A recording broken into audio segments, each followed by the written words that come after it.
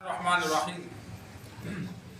حضرت ابو ہریرہ رضی اللہ تعالی عنہ روایت کرتے ہیں، آپ صلی اللہ علیہ وسلم نے فرمایا، جب نماز کے لیے تکبیر ہو تو دوڑتے ہوئے نہ آؤ، اطمینان اور وقار کے ساتھ آؤ۔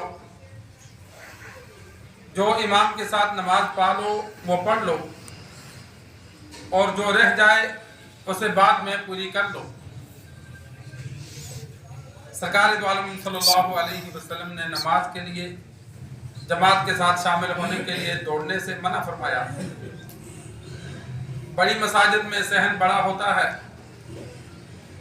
تو لوگ وضو کر کے تو پھر دوڑ لگا دیتے ہیں، تو حدیث میں اس چیز سے منع فرمایا گیا ہے۔ فرمایا اطمینان اور سکون عام چال جو انسان چلتا ہے اس حساب سے جماعت کے ساتھ شامل ہو۔ جو نماز مل گئی وہ اسے پڑھ لے، جو رہ گئی تو اسے امام جب سلام پھیرے تو اس کے بعد ادا کرے۔ ابتدائی اسلام میں یہ تھا کہ نماز میں بات چینج کرنا جائز تھا، تو صحابہ آتے اور آ کر پوچھتے پڑھنے والے سے کہ کتنی رکعتیں ہو گئی، وہ بتاتا 2 ہو گئی، تو وہ جلدی سے 2 پڑھ کے تیسری میں شامل ہو جاتے۔ آپ صلی اللہ علیہ وسلم کی نماز لمبی ہوتی تھی۔ اگر یہی طریقہ ہوتا تو آج کل مشکل ہوتا ہے، اس لیے کہ انسان اپنی پڑھتا تو اتنی دیر میں تو جماعت ہی ختم ہو جاتی ہے۔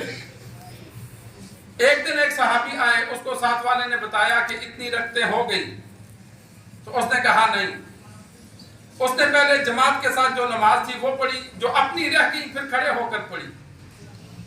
سرکار دو عالم صلی اللہ علیہ وسلم نے جب اس صحابی کو دیکھا اور اس عمل کو پھر پسند فرمایا، پھر آئندہ کے لیے حکم دے دیا کہ آئندہ اب ایسا کرو کہ جماعت کے ساتھ آؤ، جو رکعتیں مل جائیں وہ پہلے ادا کر لو، جو رکعتیں رہ گئی تو جب امام سلام پھیرے تو پھر کھڑے ہو کر ادا کرو۔ تو جماعت کے لیے دوڑ کر آنا یہ مناسب نہیں ہے۔ انسان کوشش کرے ہر نماز کے لیے بر وقت آنے کی، جلدی آنے کی۔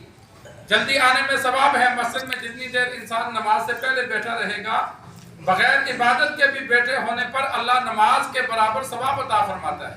وہ ایسا ہے گویا کہ وہ فرض نماز ادا کر رہا ہے، اور اگر ذکر کر لے گا، تلاوت کرے گا تو اس پر اسے اجر ملے گا، اور پھر جب جماعت ہو تو جماعت کے ساتھ مکمل نماز مل جائے گی۔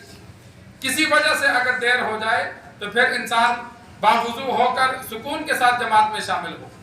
اللہ سے دعا ہے اللہ ہمیں دین سیکھ کر سمجھ کر عمل کرنے کی توفیق عطا فرمائے۔